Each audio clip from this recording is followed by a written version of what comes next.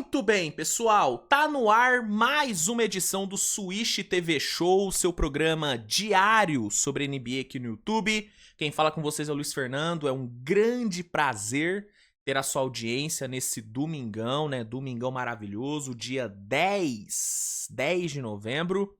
E bom, pessoal, o programa de hoje não tá tão recheado assim, né? Porque ontem tivemos uma rodada bem curtinha, foram apenas 4 jogos, né, que rolaram aí no sábado.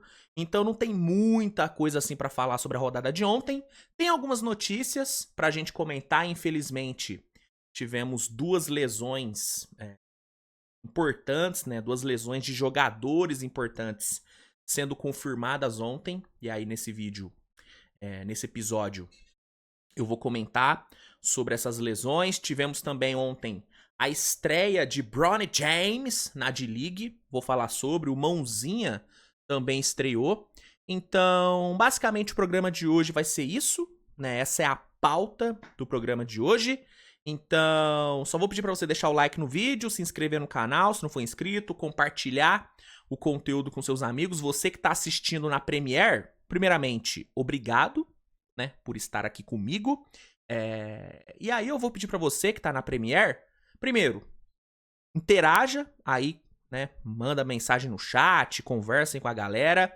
É bacana, a Premiere é bacana por conta disso, né, porque dá pra vocês interagirem entre si durante a estreia do programa. Então fica à vontade, se divirta no chat.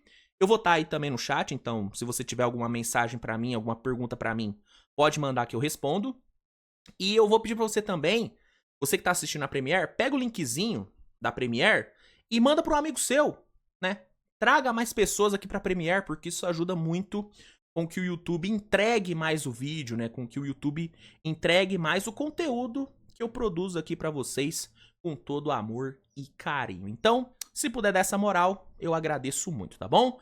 Então, sem mais enrolação, roda a vinheta e vamos começar falando sobre os jogos de ontem.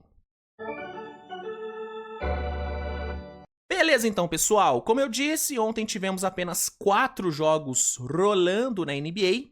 E vamos aqui começar com o primeiro, com o jogo que abriu a rodada, que foi um ótimo jogo entre Utah Jazz e San Antonio Spurs, cara. Esse era um jogo que ninguém tava dando muita coisa, ninguém tava com expectativa boa pra esse jogo, ninguém achava que ia ser um jogo bom, mas acabou sendo, cara. Foi um jogo bem legal, um jogo disputado pra caramba, e foi ser resolvido só ali nas últimas posses, cara.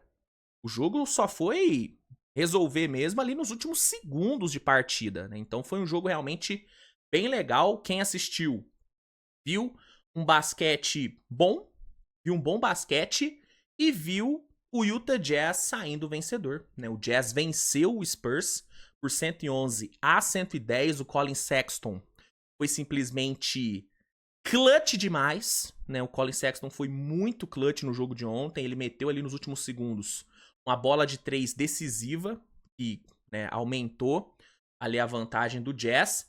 E no fim ele acertou os 2 lances livres que sacramentaram a vitória do time. Então o Sexton ontem foi o grande nome do Utah Jazz na partida. Ele não foi o grande nome do jogo em si, porque o Wembanyama, de novo, entregou uma atuação bizarra. Foram 21 pontos. Não, 21 não, perdão. Foram 24 pontos, 16 rebotes, 7 bloqueios e 6 bolas de 3.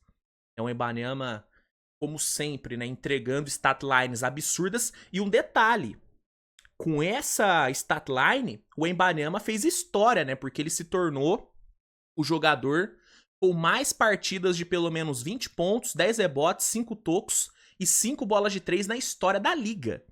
Né, o detentor desse recorde era o Porzingis, né? O Porzingis tinha tido na carreira, né, 2 jogos desse, né? 2 jogos de pelo menos 20 pontos, 10 rebotes, 5 tocos e 5 bolas de 3.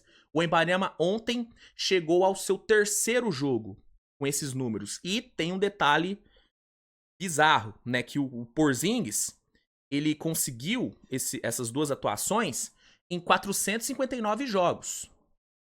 O Wemby conseguiu isso com 81. Conseguiu 3 com 81. Então mais uma vez o Wembanyama mostrando que O cara é um ponto fora da curva, assim, é impressionante, bizarro a facilidade com que ele acumula essas atuações impressionantes. Ele já tem 2 5x5s na carreira dele, assim. É inacreditável, mano. O Wembanyama é inacreditável. Ontem ele jogou demais, só que acabou não sendo o suficiente para impedir a derrota do Spurs, né? O Spurs ontem chegou à sua 6ª derrota na temporada e o Jazz chegou à sua 2ª vitória. Outra coisa que é importante falar sobre esse jogo é sobre a volta do Devin Vassell, né? O Devin Vassell voltou ontem de lesão depois de muito tempo fora e voltou bem, né? Em 22 minutos em quadra, ele marcou 21 pontos, fez um bom jogo, então, mesmo com a derrota, o Spurs teve aí essa boa notícia, que é a volta do Devin Vassell, que é um jogador importantíssimo, é o 2º melhor jogador do Spurs, na minha opinião. E com certeza com ele o Spurs vai melhorar bastante. Infelizmente tem aí a ausência do Jeremy Sohan, fez cirurgia ali no dedo, vai ficar fora por um tempo. Mas a volta do Devin Vassell, ela é bem importante, tá bom? Então é isso, vitória do Jazz, Colin Sexton, clutch demais. Boa vitória do Jazzão. Próximo jogo, Chicago Bulls e Atlanta Hawks. Outro jogo ótimo. Na real, cara, os 4 jogos de ontem foram 4 jogos muito bons, tá? Foram 4 jogos muito bons. Eu sei que não era a rodada mais atrativa do mundo, né? Muita gente nem deve ter assistido os jogos de ontem. Eu mesmo assisti, né? Assisti os jogos, mas eu não fiz nenhum pós-jogo. Acabei que ontem eu falei, mano, não vou fazer nenhum pós-jogo, vou dar uma descansada. Mas foram jogos muito bons, tá? Se você não assistiu os jogos, recomendo que você busque pelo menos o compilado dos jogos, porque foram realmente jogos bem interessantes. Esse Bulls e Hawks, por exemplo, cara, teve uma virada de 18 pontos, mano. O Bulls conseguiu um comeback de 18 pontos nesse jogo, venceu por 125-113, né? O Hawks começou o jogo bem pra caramba, Trae Young brincando de distribuir pontes aéreas. Impressionante a facilidade com que ele distribuiu lobs no jogo de ontem. E tava tudo dando certo pro Hawks, mano. Tudo dando certo pro Hawks, jogando em casa e tudo. Só que aí, velho, o Bulls apertou a marcação, o jogo coletivo do time começou a aparecer, e aí a virada veio, né? Comeback de 18 pontos, 8 jogadores do Bulls ontem tiveram dígitos duplos de pontuação, então o coletivo de novo apareceu. O Bulls que tem praticado um basquete coletivo que é interessante, né? O Bulls não tá jogando mal, tá jogando muito melhor do que eu esperava, sendo sincero. E ontem conseguiu essa vitória, velho. O Ayo Dosunmu meteu 19 pontos, Zach LaVine meteu 18, Kobe White também conseguiu 18 pontos, Vucevic teve 18 pontos com 12 rebotes, e o Josh Giddey, que tá jogando bem, né? O Billy Donovan tá conseguindo tirar, né, melhor do Josh Giddey. 13 pontos, 6 rebotes e 7 assistências. Essa foi a 4ª vitória do Bulls na temporada e a 7ª derrota do Atlanta Hawks. Próximo jogo, né, o próximo jogaço aqui que eu vou comentar é Cleveland Cavaliers e Brooklyn Nets. Esse aqui foi o grande jogo da rodada, tá? Esse aqui foi o grande jogo da rodada, era o jogo que tava todo mundo ansioso pra ver, porque são duas equipes que têm praticado um ótimo basquete na temporada. O Cavaliers, discutivelmente, tem praticado o melhor basquete da NBA nesse começo de temporada, tanto que tá invicto, né, tem o melhor recorde, a melhor campanha da temporada até aqui. E o Brooklyn, apesar de não ter a melhor campanha do mundo, é um time que tem entregado jogos excelentes. E tem entregado jogos excelentes contra adversários mais fortes. Vocês devem se lembrar que contra Denver, contra Milwaukee, contra o Celtics agora, e ontem foi mais um caso, o Brooklyn jogou de igual para igual com esses caras. De igual para igual. Fez jogo duríssimo contra Denver, venceu o Bucks, fez jogo duro demais contra o Celtics no TD Garden, levou o jogo para prorrogação, e ontem de novo fez jogo duro. O Cleveland ontem teve que buscar uma virada, mano. Teve que buscar uma virada de 14 pontos. E o interessante do jogo de ontem foi que o Cavs iniciou colocando 14 de vantagem. O Cavaliers teve um começo de jogo muito forte, apesar da defesa não ter ido bem durante a maior parte do jogo, o ataque funcionou, né? O time teve um bom fluxo ofensivo, o Donovan Mitchell começou o jogo bem pra caramba, e o Cleveland começou, cara, conseguiu colocar, conseguiu abrir 14, cara, no primeiro tempo. Abriu 14 no primeiro tempo, só que aí, na volta do intervalo, as coisas deram uma desandada, né? Já no fim do segundo quarto, o Brooklyn conseguiu cortar a diferença para 2. Então, ali já começou a reação do Brooklyn. E no terceiro quarto, o Brooklyn virou, mano. O Brooklyn virou o jogo. Né? No segundo tempo, o Brooklyn abriu 14. Então, o Cleveland saiu de uma vantagem de 14 para uma desvantagem de 14. Então, foi um jogo meio maluco. Foi um roteiro meio maluco.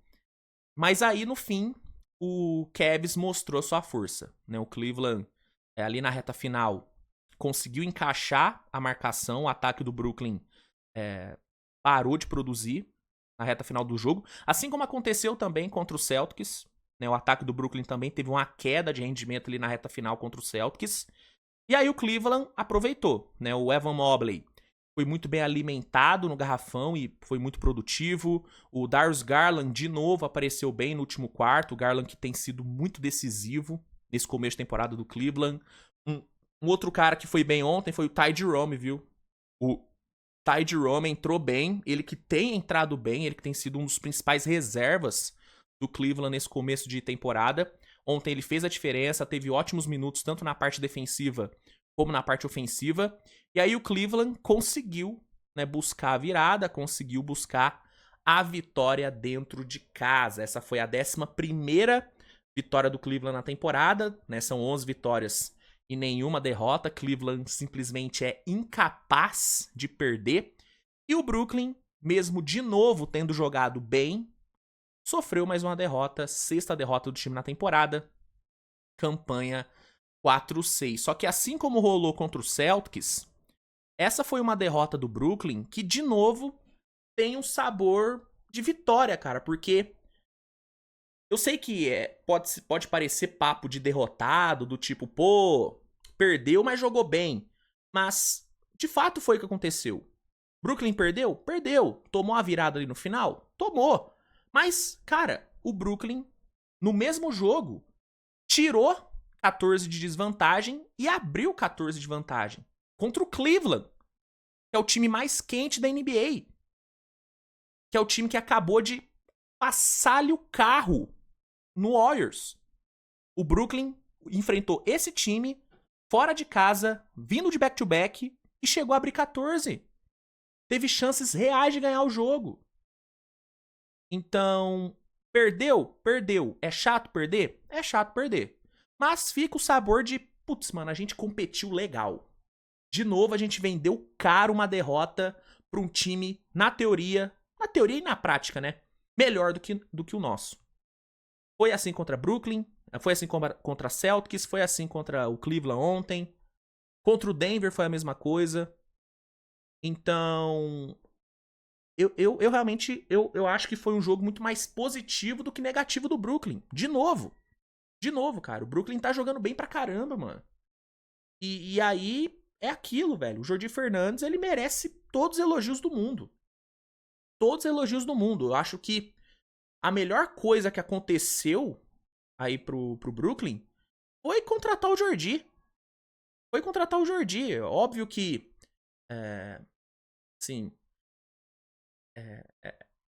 o ideal mesmo pro Brooklyn, né, pra esse plano do Brooklyn, teria sido, pô, o Big Three ali com Durant, Curry e Harden ter dado super certo. O melhor teria sido o time ter sido campeão. Só que, sendo sincero, eu acho que em meio a todo o caos que foi o período Big Three ali no Brooklyn, todo o caos, em meio a toda a frustração ali, essa história terminou de uma forma boa pro Brooklyn. Porque a chegada do Jordi Fernandes, de fato, ela pode ser um divisor de águas pro futuro do Brooklyn. Entendeu? Não quero aqui romantizar o fracasso, romantizar a derrota. Não, não é isso. Mas tudo de ruim que aconteceu no Brooklyn nos últimos anos pode, entre aspas, ter valido a pena pela chegada do Jordi. Porque, mano, na boa, o Jordi, ele tem potencial para ser o melhor treinador que o Brooklyn Nets teve em muitos anos. Muitos anos. Qual foi o último grande treinador do Brooklyn? Foi o Kenny Atkinson. Isso aqui, o quê? 2018? Olha o tempo que faz, mano. É que às vezes a gente perde a noção de tempo, mas olha o tempo que faz que o Brooklyn não tem um bom treinador. Um grande treinador. Steve Nash, Jack Valg. Putz, mano. Tá ligado? Então, a chegada do Jordi, eu realmente acho que pode ser um divisor de águas, mano. Porque é um treinador jovem, com ideias atualizadas, uma cabeça fresca. E é um cara que, mano, você vê, ele tem qualidade. Ele consegue tirar o máximo desse time. Consegue tirar o máximo. A forma como ele conseguiu montar um time que potencializa as individualidades do Schroeder, do Cam Thomas, assim, é uma coisa de um técnico muito acima da média. Entende? Então, eu realmente acho que o Brooklyn tem uma perspectiva muito boa, cara. Eu acho que o futuro do Brooklyn, ele é um futuro promissor. Porque tem alguns jovens muito bons, Claxton, Cam Thomas principalmente, tem boas moedas de troca, Schroeder, Finney Smith, Cam Johnson. Tem um treinador que se mostra muito competente, muito acima da média, e tem um caminhão de picks. Tem um monte de escolhas de draft. Então, eu realmente eu tô bem otimista com o Brooklyn. Pra mim, o futuro do Brooklyn é bem interessante. E esses jogos que o Brooklyn tem feito contra esses times que são mais fortes, eles provam que, mano, realmente dá pro torcedor do Brooklyn ter esperança. Mesmo perdendo esses jogos. Óbvio, o melhor seria ganhar. Sim, o objetivo tem que ganhar. Tem que ser ganhar. Mas a entrega técnica do time nesses jogos, ela foi muito boa, mano. Ela foi muito boa. E a menos que o time passe por, sei lá, por um desmanche inacreditável na trade deadline, o que pode acontecer, né? Pode acontecer. Eu acho que é um time que, sei lá, mano, se pá, briga por play-in. Briga por play-in, óbvio. O mais provável é que realmente role o desmanche. Se você perguntar, Luiz, o que você acha que vai acontecer com o Brooklyn Nets em fevereiro? Eu acho que o Brooklyn Nets vai trocar o Finney Smith, vai trocar o Cam Johnson, vai trocar o Dennis Schroeder, vai trocar esses caras. É o que eu acho que vai acontecer. Mas caso não aconteça, se o Brooklyn manter esses caras, eu acho que o Brooklyn sonha com play-in pelo que o time tá apresentando. Pelo que o time tá apresentando. Na minha opinião, o Brooklyn tá apresentando um dos melhores basquetes desse começo de temporada. Um dos melhores basquetes. Mais agradável de se ver. Entendeu? Então, sei lá, mano, eu realmente tô bem empolgado com esse Nets, mano. Eu não esperava ficar empolgado com o Nets. Eu já esperava que o Jordi fizesse um bom trabalho, mas primeiro, eu achei que ia demorar mais pro trabalho dele engrenar, e segundo, eu não achei que jogadores específicos estariam jogando tanto quanto estão jogando. Por exemplo, o Dennis Schroeder.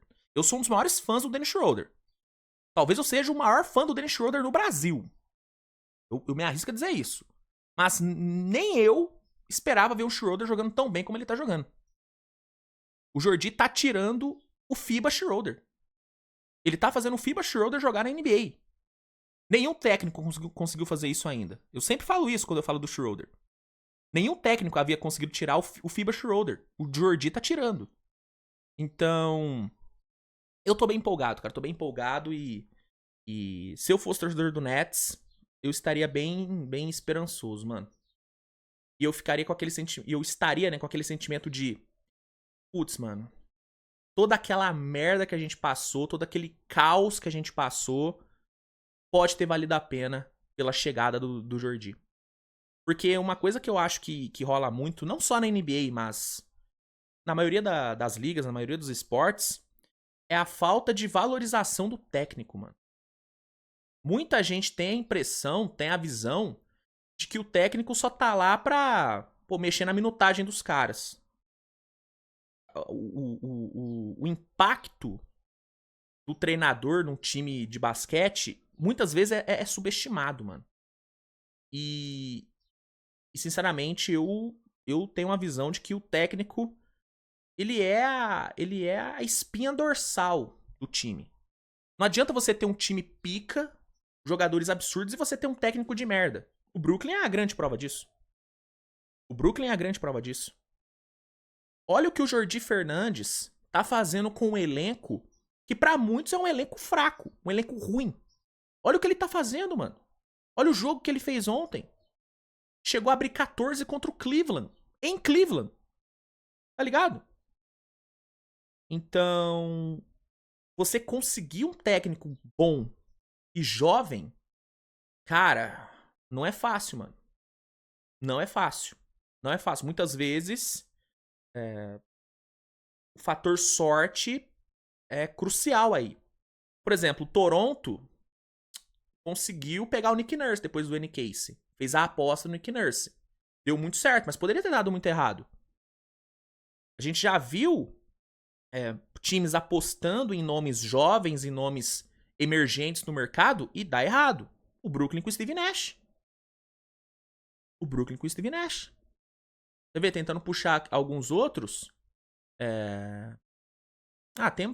Tem vários aí, se a gente.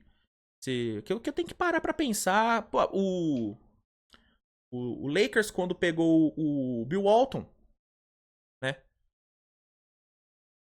Deu errado. Era um nome emergente. O Lakers apostou, falou: vamos ver. Cara jovem, vamos ver. Deu certo. Deu certo. Mas temos vários exemplos de que deram certo. Por exemplo, o Miami com o Eric Spoelstra. Foi uma aposta que o Miami fez. Olha o sucesso do Eric Spoelstra. O cara vai ficar a vida inteira no Miami Heat, ao que tudo indica. Né? O Warriors com o Steve Kerr. Então, não é fácil você conseguir um cara desse.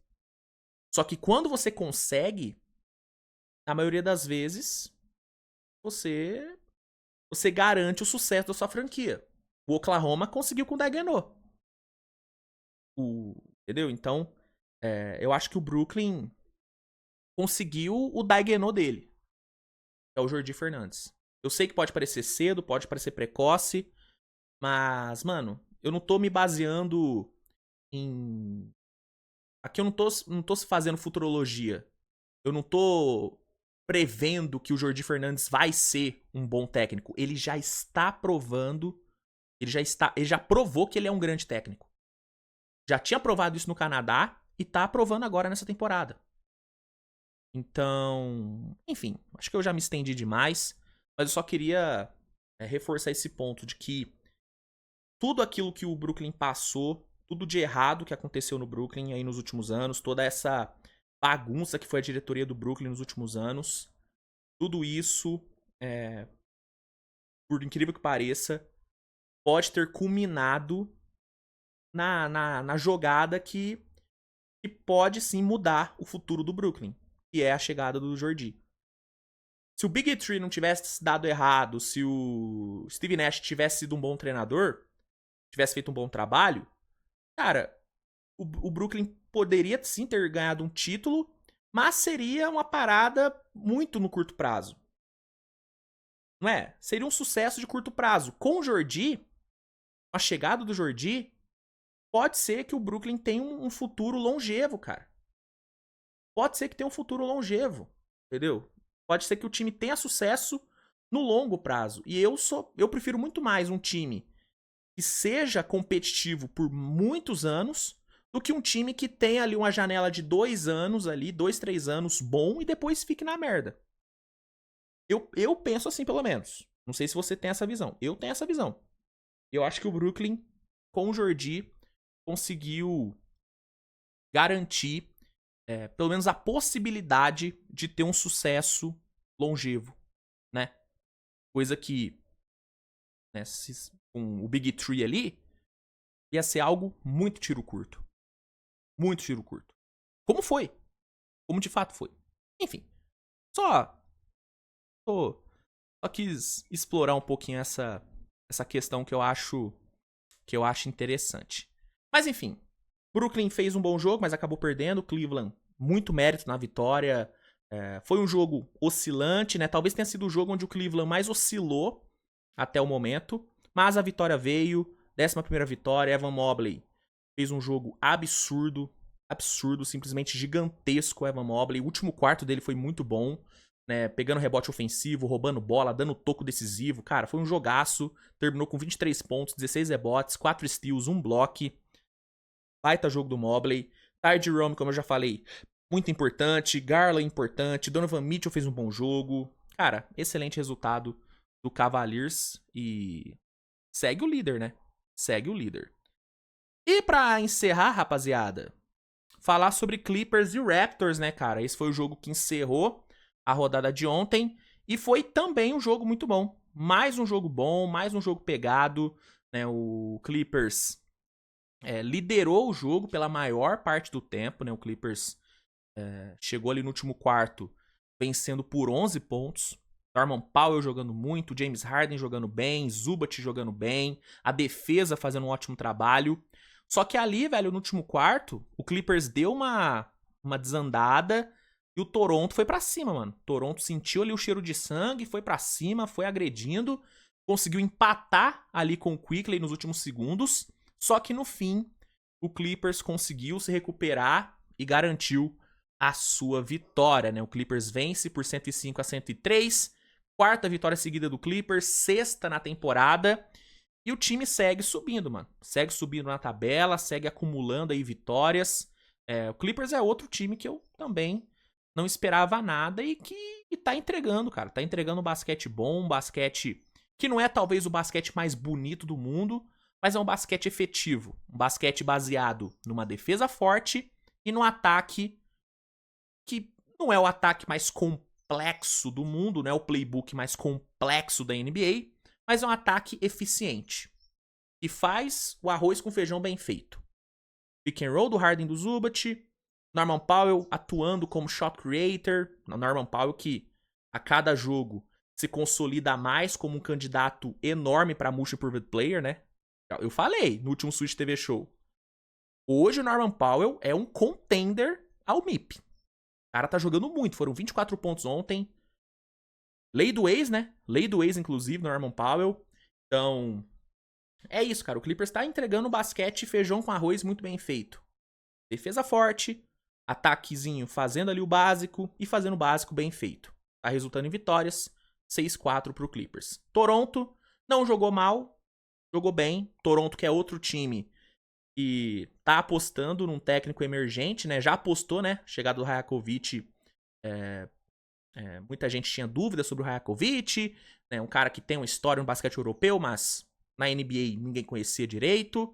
E tá dando certo, né? Não tá, óbvio, não tá com uma campanha boa, mas é um time que tá jogando. E em meio a tantas lesões, o simples fato do Toronto estar competindo já mostra a qualidade do Rajakovic. É outro time que, na minha opinião, tem um futuro aí de médio e longo prazo bem interessante.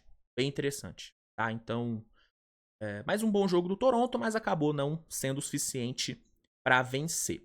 Para além do Norman Powell, rapidinho, James Harden, 24 pontos, 12 rebotes, 7 assistências, bom jogo do Harden. Ivica Zubac, duplo-duplo de 14 pontos e 12 rebotes com 3 blocos. Jogou bem o Zubac. Zubac que é outro que também tem argumentos para Most Improved Player do Zubac, viu? Na minha opinião. Tem argumentos. Entre ele e o Powell, eu fico com o Powell pra MIP. Mas o Zubac, sei lá, se ele mantiver essa produção, não sei. Enfim. Ótima vitória do Clippers. Continua aí com a sua sequência de vitórias, tá bom? Então, é isso, tá, gente? Sobre os jogos de ontem era isso. Vamos agora para o nosso giro de notícias. Beleza, então, pessoal. Vamos aqui para o nosso giro de notícias e vamos começar Já falando sobre lesões, né, cara? Ontem tivemos 2 lesões confirmadas. 2 lesões de jogadores muito importantes, né, para os seus times. O primeiro deles foi o Zion, né, cara? O Zion, ele, de novo, tá lesionado, né? O maior medo da torcida do Pelicans se tornou realidade. O Pelicans volta a perder o Zion por lesão. Segundo informações do Shem Charania, o Zion tá fora por tempo indeterminado, cara. Segundo ele, o Zion sofreu uma distensão no tendão da coxa durante o jogo contra o Cleveland na quarta-feira e não tem previsão de retorno, né? Sim.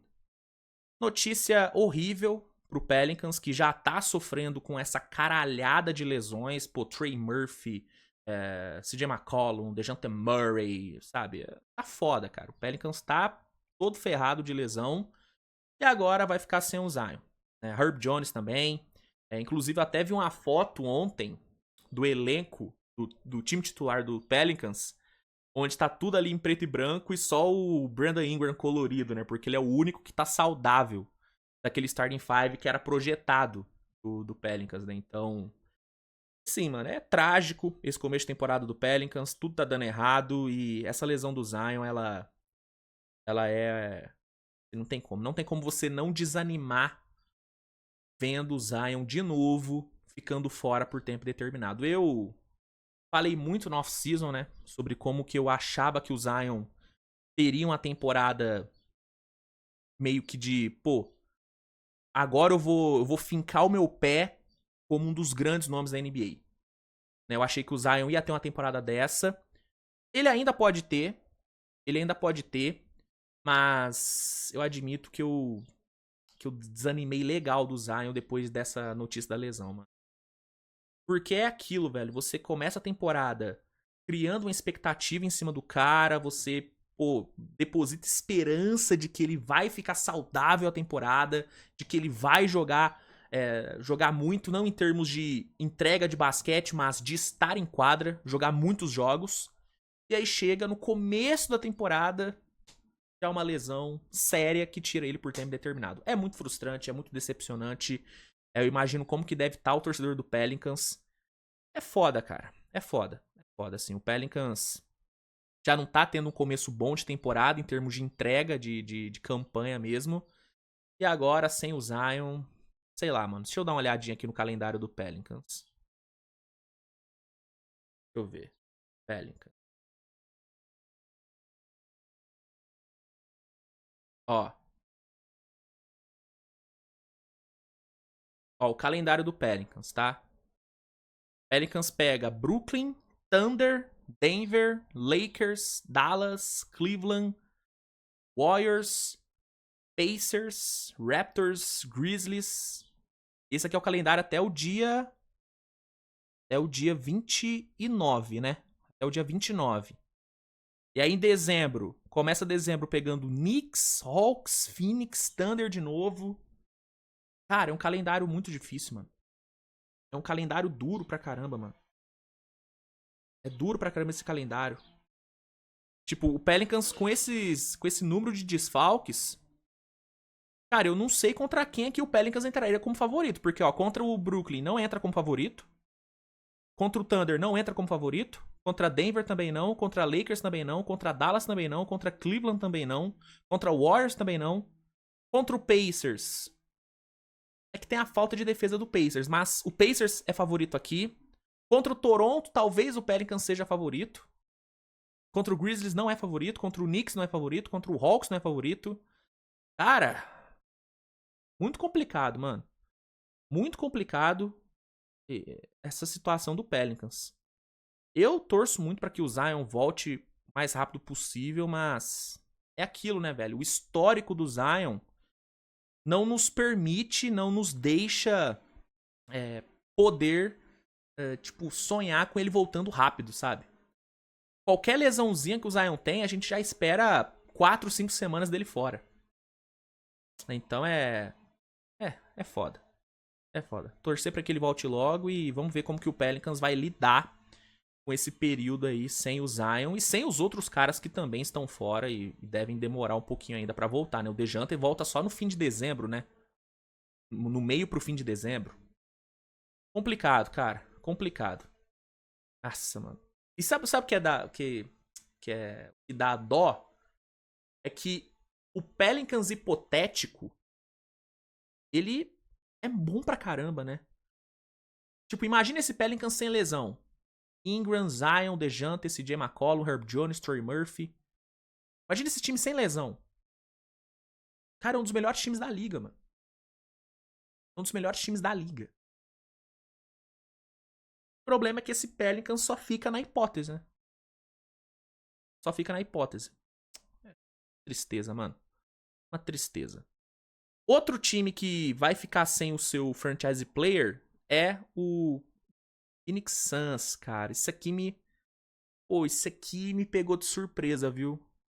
Isso aqui me pegou de surpresa. Ontem o Shams Charania soltou a informação de que o Kevin Durant deve perder pelo menos 2 semanas por conta de um entorse na panturrilha, cara, né? Segundo o Charania, o jogador vai ser reavaliado depois dessas 2 semanas. Então não é que ele volta depois de 2 semanas. Ele fica fora 2 semanas e depois ele vai ser reavaliado e aí vai ver se ele terá ou não condições de voltar após esse período. Isso aqui me deixou surpreso porque ele não via dando indícios, né, de que estava machucado. Não sei se isso rolou no treino, né, o Charania não especificou. Mas surpreendente, né, cara? E uma surpresa ruim, óbvio. Né? O Phoenix vive um momento muito bom na temporada, vem numa sequência... São 7 vitórias seguidas? São 7 vitórias seguidas, jogando um basquete bom, jogando um bom basquete, com o Kevin Durant sendo o grande nome do time, né? O Durant tá tendo um início de temporada, mano, pique MVP. Né? O começo de temporada do Durant é um começo de MVP, mano. E para mim, o Durant hoje, ele seria o meu voto pra jogador mais clutch da temporada, porque o Durant no clutch tá sendo uma coisa inacreditável. E muitas dessas vitórias que o Phoenix conquistou, apesar do time ter apresentado um bom basquete, elas só ocorreram, não só ocorreram, mas ocorreram muito por conta do Kevin Durant brilhando nas situações de clutch. Inclusive, o Phoenix está 7-0 em situações de clutch nessa temporada. Então, essa é uma notícia chata, né? Porque é tipo um balde de água fria nesse momento excelente do Phoenix. Olhando para o calendário, eu até peguei aqui a imagem do calendário do Phoenix, não é um calendário inacessível. Ó, Phoenix sem Kevin Durant pega Kings, Utah, Kings 2 vezes, né? Utah, OKC, Minnesota, Orlando e Knicks. É um calendário fácil? Não, mas é um calendário acessível. Por exemplo, sem Kevin Durant, eu acho que o Phoenix pode ganhar do Kings, pode ganhar as 2 do Kings sem o Kevin Durant, pode ganhar do Jazz. Não sei se ganha do Thunder e do Minnesota. Não sei se ganha. Contra o Magic, que ainda tá sem o Paulo Banqueiro, o Banqueiro não deve voltar agora. Dá pra ganhar. E contra o Knicks eu não acho que é impossível o Phoenix ganhar, não. Sem o Kevin Durant. Não acho que é impossível. Então, não é um calendário tão... Meu Deus, que calendário difícil. Mas... Assim, é mais um impacto no... O impacto da lesão do Durant é mais na confiança do time. Porque, pô, mano, a gente tá bem, o time tá bem. Pô, a gente chega no último quarto, a gente não tá pipocando. Porque, pô, a gente sabe que o Kevin Durant, ele vai entrar e ele vai definir. Se a gente fazer um bom trabalho coletivo, o Durant, ele vai definir o jogo pra gente. E o Phoenix não vai ter esse fator, não vai ter essa cartada nesses próximos jogos. Né? E aí vai ser o momento do Devin Booker crescer na temporada, vai ser o momento do Bradley Beal crescer na temporada.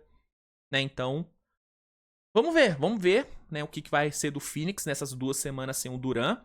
Eu acho que o Phoenix vai conseguir algumas vitórias, mas, por exemplo, eu não sei se num jogo contra o Kings, um jogo chegando ali no último quarto com o Phoenix perdendo, eu não confio tanto que o Phoenix vai conseguir a virada. Entende? Eu acho que o Phoenix vai ter que fazer jogos sólidos o suficiente pra não ter que depender do clutch. É o que eu acho que o Phoenix vai ter que fazer. Acho que é o que o Budenholzer vai ter que tentar fazer. Ó. Vamos tentar fazer um jogo mais sólido possível para a gente não ter que chegar no último quarto dependendo de 12 pontos do Durant. Entendeu? Acho que é isso que o Phoenix vai ter que fazer.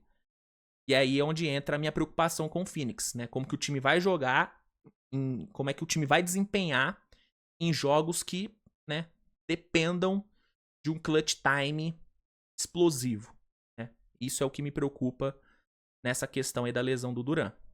Mas vamos ver, né? Vamos ver o que vai ser do Phoenix Suns. E pra encerrar, rapaziada, eu só queria comentar aqui rapidinho sobre as estreias do Mãozinha e do Bronny na D-League. Ontem tivemos a estreia dos dois na Liga de Desenvolvimento da NBA.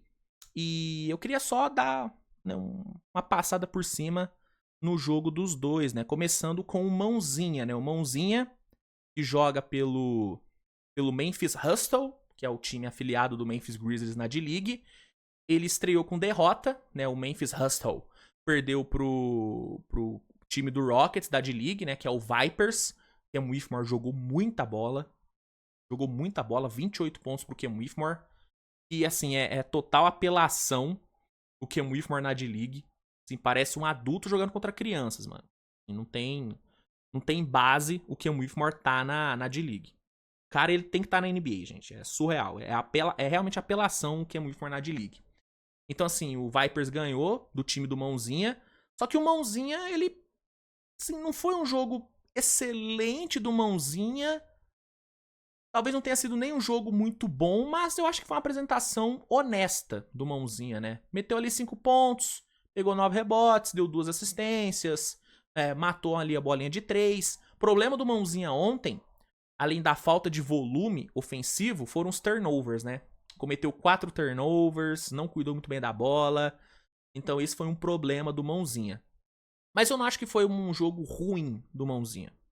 Longe disso. Longe disso. E taticamente, ele mostrou coisas boas. Espaçamento de quadra, bom posicionamento para rebote, mobilidade no ataque. Então, não acho que foi uma estreia ruim do Mãozinha. Assim como eu acho que também não foi uma estreia ruim, uma estreia horrorosa do Bronny, né? O Bronny, que joga pelo South Bay Lakers, afiliado do Lakers, ele estreou com vitória, né? O South Bay venceu do time afiliado do Utah Jazz ali, que é o Stars, se não me engano. O South Bay venceu o jogo.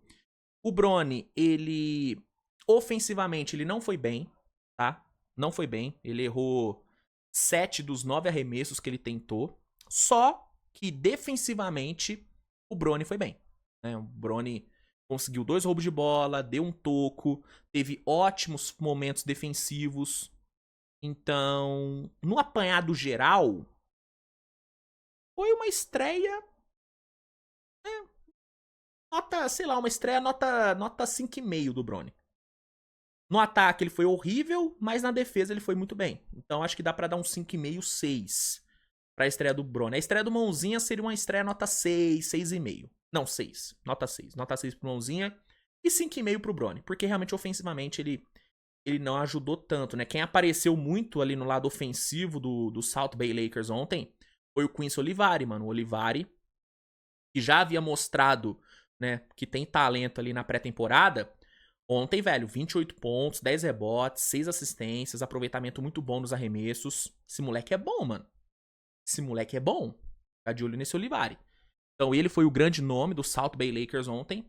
Mas o Bronny, ele teve seus momentos na defesa. Então, acho que dá pra dar uma nota 5,5 pra estreia do Bronny e uma nota 6 aí pra estreia do Mãozinha.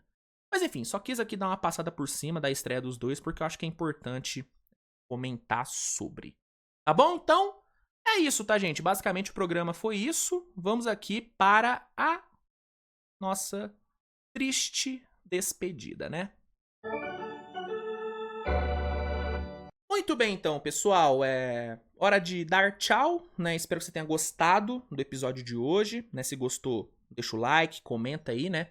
O que você achou do episódio, comenta a sua opinião sobre os jogos, sobre as notícias, sobre as lesões de Zion e Kevin Durant, manda aí que eu quero saber. Não se esqueça de compartilhar o conteúdo com seus amigos. E pra você aí que não tem o League Pass e quer ter, pra não perder nenhum jogo dessa temporada, eu tenho uma oportunidade oportunidade de ouro. É o seguinte, no primeiro comentário fixado aí do vídeo, eu vou deixar um link que vai te oferecer o NBA League Pass com 7 dias totalmente gratuitos de teste, né? Você assina e já tem 7 dias 0,800 para usar o League Pass, você não paga nada. E aí depois do período de teste, caso você queira assinar tanto o plano mensal como o plano anual, tem desconto, né? Você tem desconto nos 2 planos. Então, use esse link e garanta já o League Pass com todos esses benefícios. E de quebra, você ainda ajuda o canal. Olha que coisa maravilhosa, né? Todo mundo sai ganhando. Todo mundo sai ganhando. Então, use o link e garanta já o seu NBA League Pass. Fechou? Então, é isso, gente. Com essa dica, eu me despeço, tá bom? Um grande abraço. Tenham aí um ótimo domingo. E a gente se vê amanhã com mais uma edição do Switch TV Show. Fica ligado no canal, porque vai ter muito conteúdo saindo durante todo o dia, né? A rodada hoje é longa, começa cedo, então vai ter pós-jogo, vai ter prévia da rodada sendo daqui a pouco, então fica ligado no canal, ativa a notificação para não perder nada. E aí amanhã, na hora do almoço, a gente se encontra para mais um Switch TV Show, tá bom? Tchau, tchau, rapaziada. Um abraço.